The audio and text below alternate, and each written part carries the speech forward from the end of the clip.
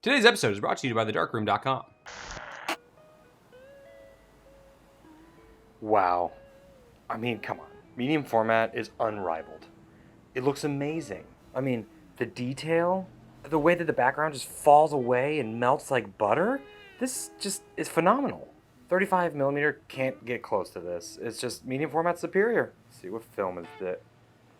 Wait, this is 35mm? I was wrong?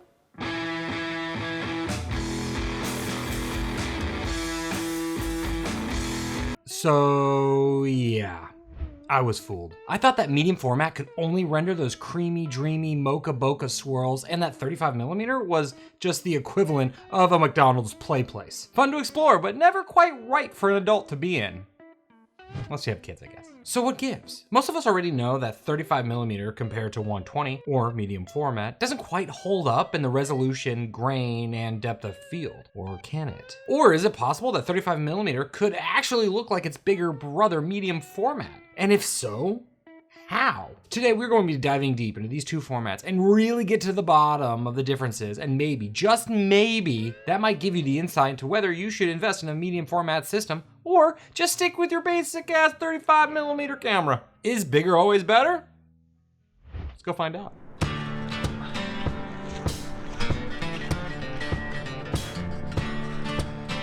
Jason is being a little...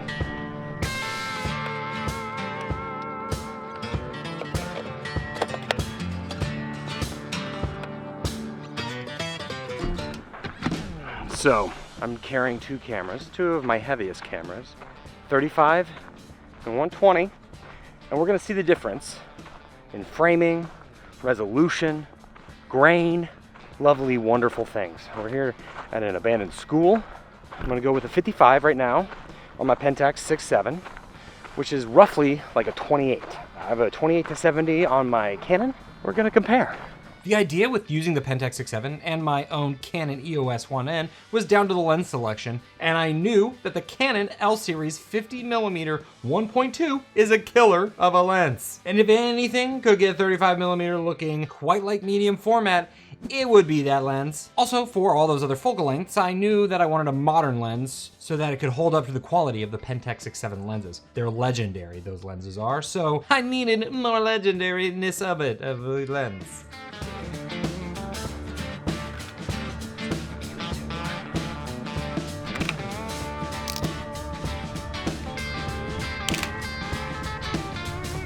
Now we're cooking with gas. London.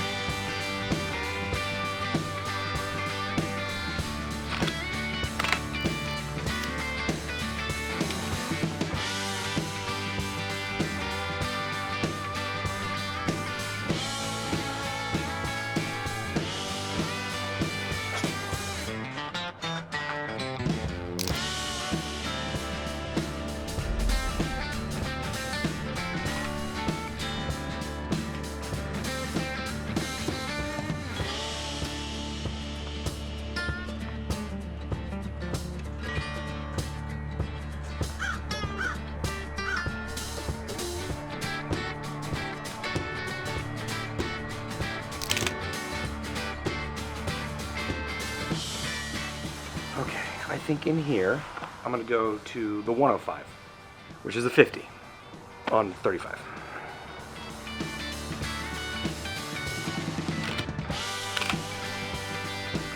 Here's a good example of what a 3.5 on 35mm looks compared to a 3.5 on medium format. The deep distance is just like me, shallow. Shallow DOF. So far into our journey, we haven't really seen anything too cray-cray town. Mostly the biggest difference is the depth of field and the difference in grain.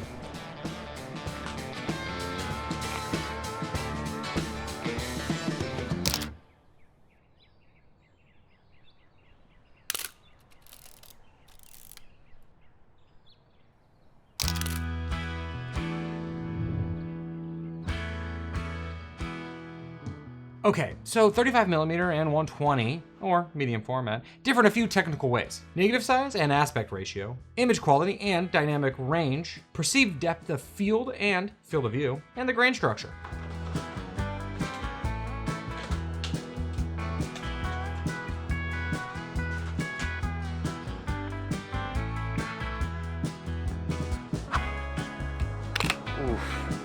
You gotta just gotta love the sound of this thing, you know?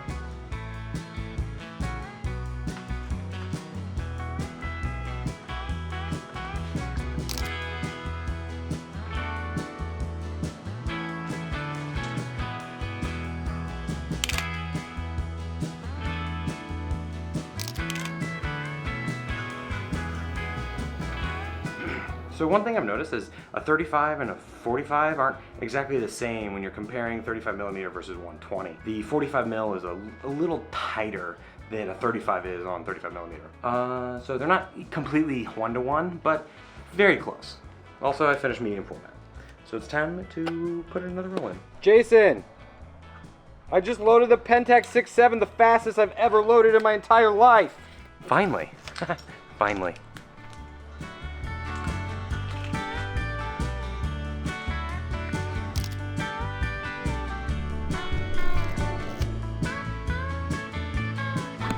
Ew, who drinks Pepsi?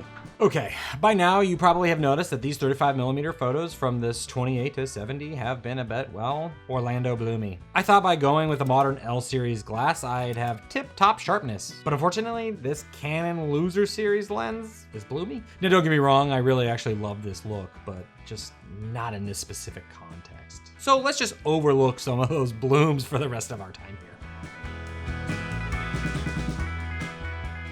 So right here, I shot the scene with both the cameras at a 35mm at 4.5 because that's the widest. I focused the closest that I could with my medium format, which is 0.7 meters. So we're gonna really see what the background is actually gonna do here in this specific image.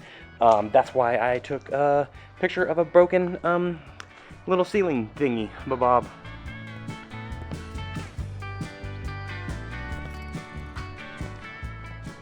My favorite thing about going into abandoned buildings is a lot of times you can just walk through walls like a ghost.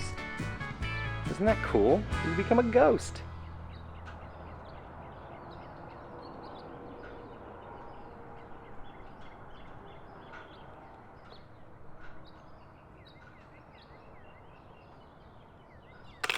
So yeah, I misfocused on the Pentax. Doesn't happen often, but I'm human, theoretically. But it's a good way to show you the highlight retention in both formats. Well, on Kodak Gold at least.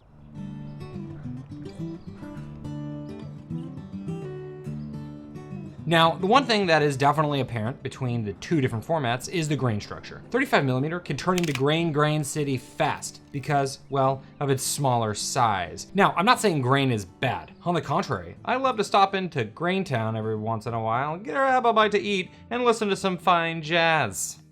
And just stay for a while. But grain is definitely one of those two signs when looking at these different formats. Usually the medium format image is just so clean. And if you're shooting at lower ISO, you can hardly tell it's even there. Even at higher ISOs, it's hard to tell how much grain exists. But if you do want a cleaner film stock, you can always go with a lower ISO film like Ektar or that Pody 160, Portra 160.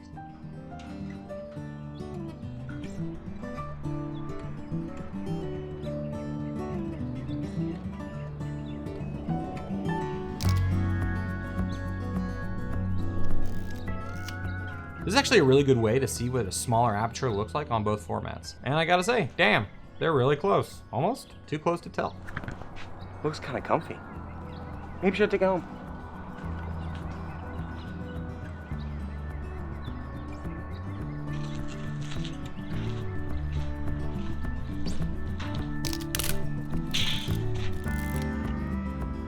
Two rolls down in the Pentax 6.7. Time to fly the drone.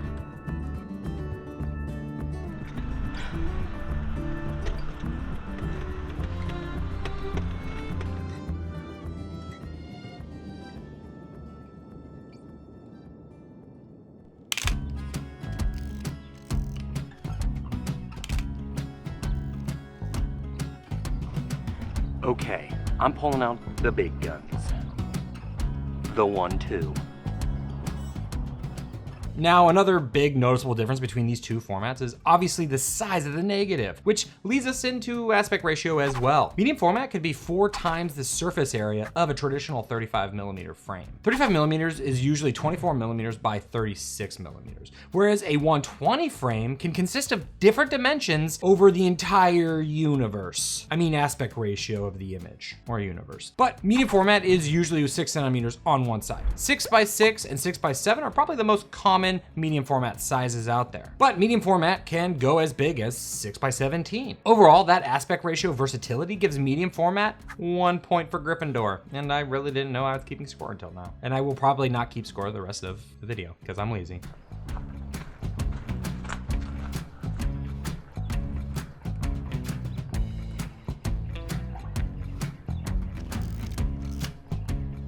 Damn.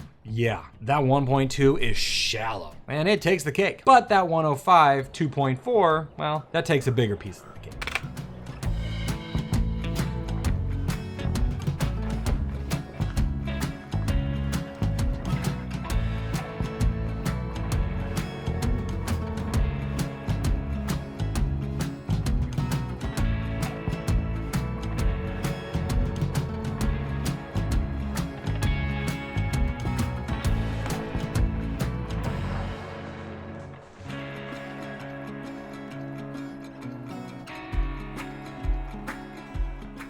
Guess I did need a new coffee machine.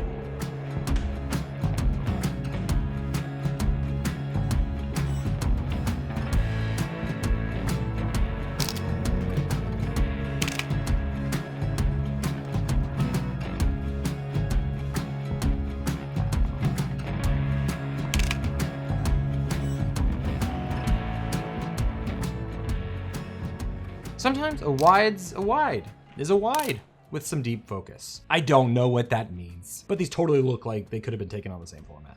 Did you say hi to those people? Yeah. They look like they're shooting film. Oh, yeah.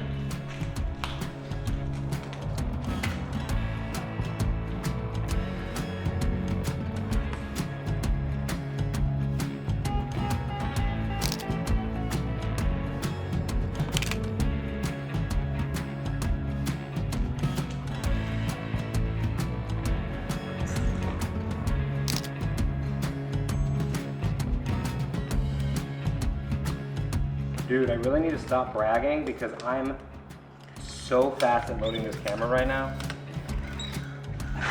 Oh my god, it's rainy days. Ah. JK Love Forever. Did you write that? No. You didn't write that? JK Love Forever? You're not the only JK in the world.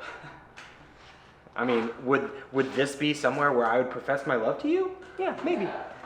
Yeah, actually. Actually, yes. 100% yes.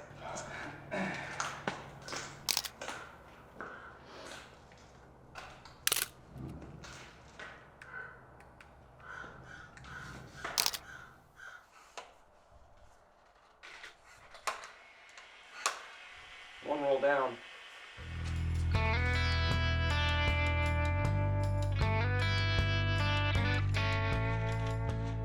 Next up on that saucy list of how these two differ is image quality. Because of the inherent size difference between these two formats, 120 undoubtedly has a leg up. That extra junk in the trunk, I mean surface area, helps to capture a higher resolution negative when compared to a 35mm frame. That's definitely one of the biggest things on display here in all of the images so far in this episode.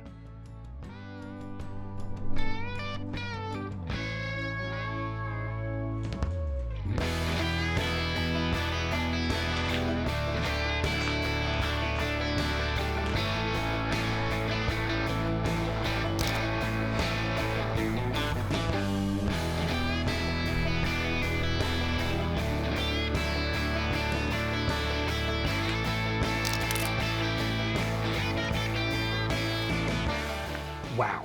Yeah, I love this shot in both formats. They each hold up wonderfully. But the thing I think I like about the 35mm is that I can zoom in to get a tighter frame. Gotta love a good zoom.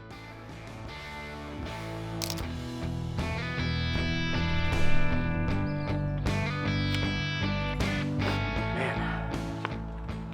No light. No light for the wicked.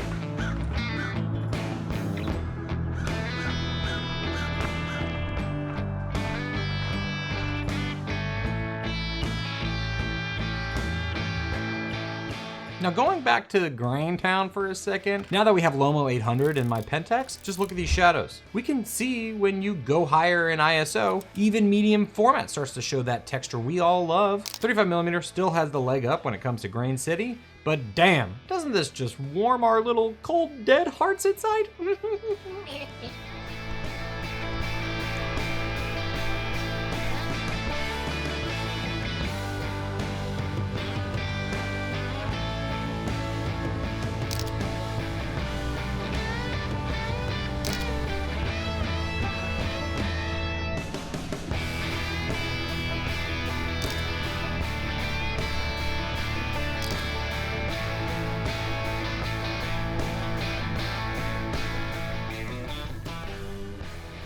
Focus on the coat hanger right here in the middle. Wide O, I'm going to do a 2.4 on this. And then I'm going to go to 1.2 and see the difference.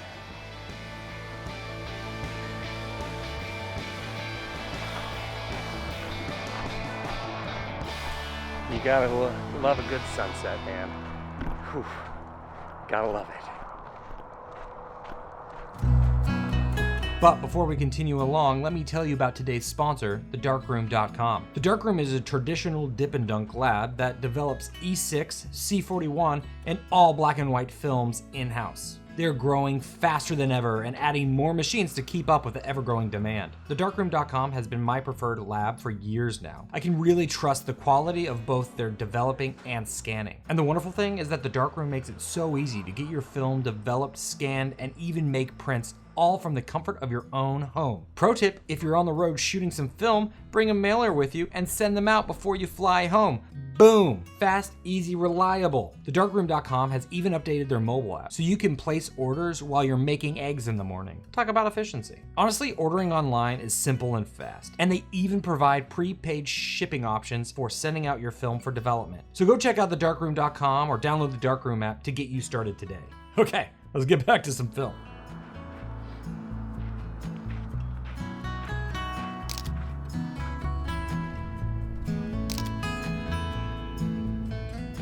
Now this next point overall isn't inherently good or bad, right or wrong, Star Trek or Star Wars. It just comes down to the taste and your artistic vision. As you can see in most of these shots, one of the biggest differences between the two is the depth of field, kind of. You can see a greater separation between the foreground and the background in the medium format images, mostly. And I say mostly because as you can see, you can get really close with 35mm. Now the actual depth of field depends on different factors like the aperture and your lens choices and shooting distance. So technically that kind of means you can get that medium format look on 35mm. The thing is, if you have the equivalent aperture when shooting 35mm, you can totally get that shallow depth of field look. f2.8 on 35 should be close to a 5.6 on 120. Technically, the Canon should get close in the same relative depth of field as that Takumar 2.4 will give us. I mean, damn, look at these photos of Jason. What a good looking lad right here. Such a stud.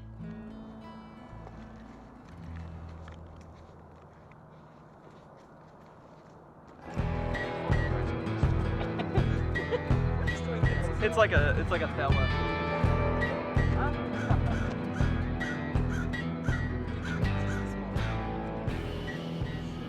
Well, okay. With all this said, at the very end of the day, how should we feel? Is medium format worth the extra bananas? Overall, between the two formats, you can totally get the same field of view. And the highlights and the shadow details go to 120, but only by fractions. And one of the biggest things we found out is that we can truly get that out of focus wide separation between both of the formats. So it's not exclusively on 120, but I would say that with a caveat. To get that same depth of field on 35mm, you need a fast lens. And sometimes that ain't easy without shelling out a lot of Pillsbury dough. Boy. And sometimes older lenses on some of these 35mm cameras just can't open up as wide. Not everyone can get their hands on a 1.2 aperture, but 2.8 on a 35mm ain't that bad, and it can kind of get you close. But overall, the thing that still can't be rivaled with medium format is the sharpness and the quality. Sure, 35mm can cut some glass, especially if you get some nice lenses. That Canon 50mm 1.2 is so lovely. but expensive. However, medium format is like a fine scalpel, or like a samurai sword, or maybe shark teeth. Sharp and dangerous. Almost all of my medium format lenses are top notch. They are some of the best lenses out there, and I am constantly amazed at the resolve that those lenses have. Medium format quality is just superior, and it's not a joke. You see me laughing? I'm not laughing. Not about something as serious as quality of medium format. It honestly blows me away every single time. Now, don't get me wrong. I love me some 35mm. 35mm has that sexy film look, that grainy quality that most of us are really looking for when shooting film anyway. IDK, homies. IDK. The good thing is that you don't have to choose if you don't want to, and I ain't gonna make you. All I'm saying is, here are the differences, and you can go from there. Really? What matters the most to you in film photography? Personally, I'm gonna keep shooting both formats. I love my Mamiya 7, and I love my Leica M6, and, you know, I just won't choose between the two of them. Well, I hope this helped give you some idea about the differences. And if you're on the fence between these two formats, just shoot them all. But, like, just get a medium format camera. Or don't. Okay, bye!